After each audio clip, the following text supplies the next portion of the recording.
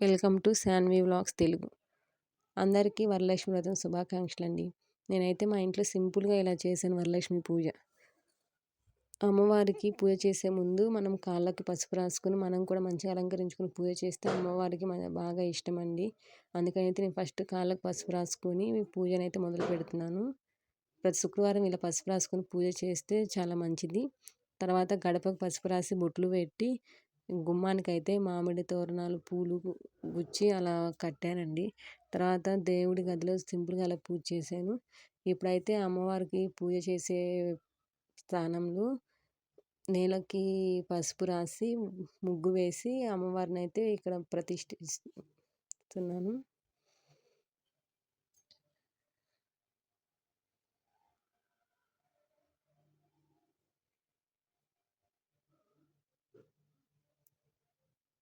తర్వాత అయితే పీట వేసి ఆ పీటకు పసుపు రాసి బొట్లు పెట్టి శ్రీ అని రాస్తున్నాను నేనండి, అమ్మవారికి ఇష్టమని. తర్వాత ఆ పీట పైన ఏదైనా జాకెట్ ముక్క ఉంటే పరిచి అమ్మవారిని కూర్చోబెట్టాలి.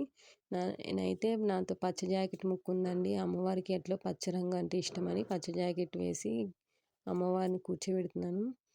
తర్వాత కొంచెం బియ్యం వేసి ఆ బియ్యం పైన పసుపు కుంకుమ వేసి అమ్మవారి ఫోటోనైతే అక్కడ ఉంచాలి. అమ్మవారు అలంకార ప్రియురాలు. ఆమెను ఎంత అలంకరిస్తే ఆమె అంత సంతోషిస్తుంది. నేనైతే చామంతి మాల తయారు చేసుకున్నాను. ఒక్కో చామంతి పువ్వుకి గంధము కుంకుమ బొట్లు పెట్టి అమ్మవారికి అలంకరించాను.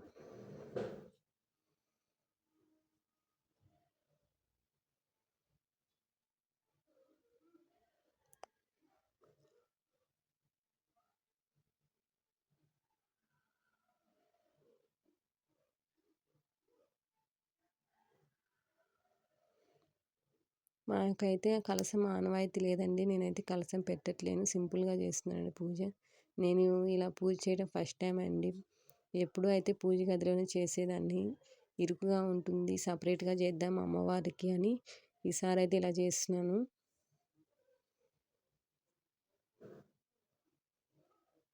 నిన్న మార్కెట్కి వెళ్తే పూల రేట్లు అయితే చాలా ఎక్కువ చెప్తున్నారండి. విడప్పుడు అయితే అంత రేటు ఉండవు.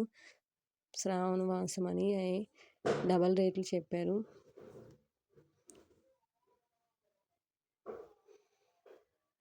నాతో ఇత్తడి విగ్రహాలు ఉన్నాయండి. వెంకటేశ్వర స్వామివి, లక్ష్మీ అమ్మవారివి.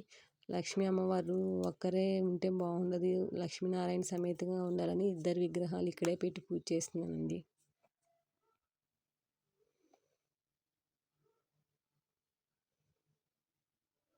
నేను ఫస్ట్ టైం కదా చేయడం అండి. ఏమైనా తప్పులు ఉంటే సరిదిద్దండి.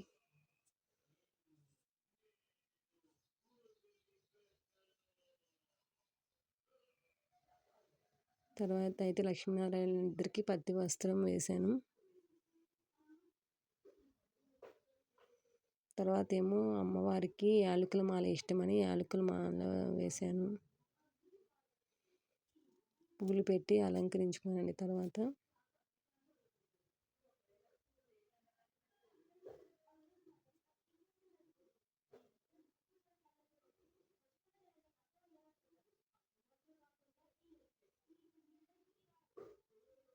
పసుపు కుంకుమ అమ్మవారికి సమర్పించాను.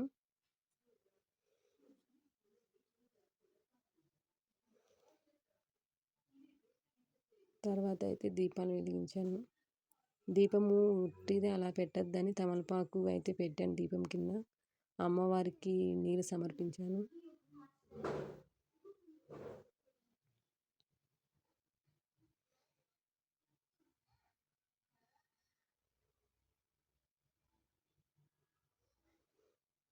దీపం వెలిగించేటప్పుడు దీపజ్యోతి పరబ్రహ్మ దీపజ్యోతి పరాయణం దీపేన సాధితే సర్వం దీపదేవే నమోస్తుతే అని శ్లోకం అయితే చెప్పుకోవాలి.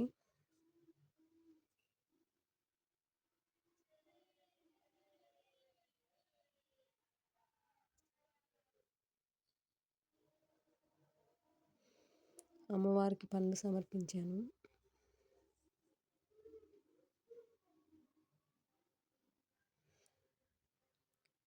గణపతిని ఫస్ట్లోనే చేయాలండి, నేను మర్చిపోయాను.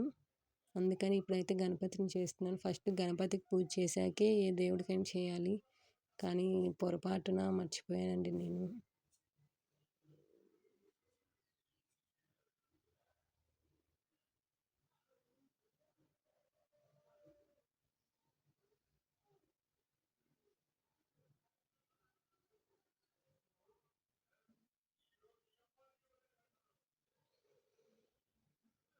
గణపతిని అయితే పూజించానండి. బెల్లం నైవేద్యంగా సమర్పించాను. అగరబత్తుల ధూపం చూపించాను.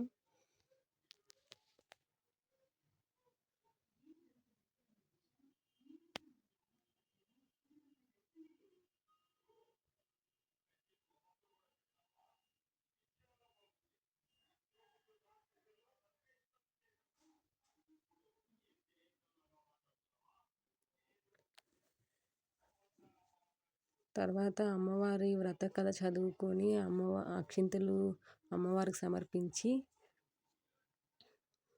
మనం కూడా అక్షింతలు మన తలపైన వేసుకోవాలి.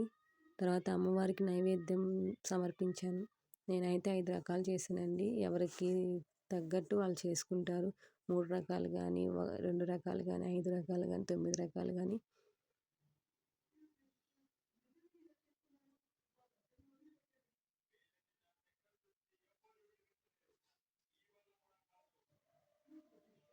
అమ్మవారికి వాయనం పెట్టాను. చీర, జాకెట్టు, గాజులు, పసుపు, కుంకుమ, తాంబూలం, నానబెట్టిన పచ్చిశనగలు, చిల్లర డబ్బులు కూడా పెట్టాను.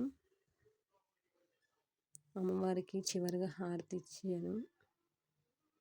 హారతి చుట్టూ నిల్చొని నేను కూడా హారతి తీసుకున్నానండి.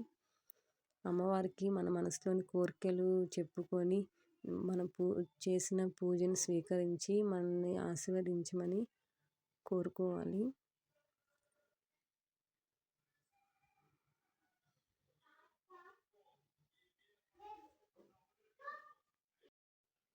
తెలిసి తెలియ చేసిన తప్పులను క్షమించమ్మా అని మనసులో అనుకోవాలి.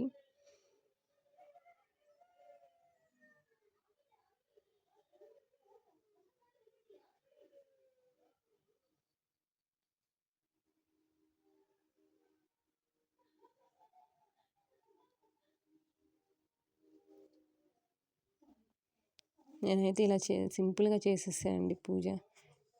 ఏవైనా పొరపాట్లు జరిగి ఉంటే నాకు కామెంట్ చేయండి. నేను మరలాసారి సరిదిద్దుకుంటాను. ఎందుకంటే ఇది నా ఫస్ట్ టైం అండి వీడియో చేయటం. చివరిగా 5 ముత్తైదులకైతే వాయనం ఇచ్చి ఆశీర్వాదం తీసుకున్నాను.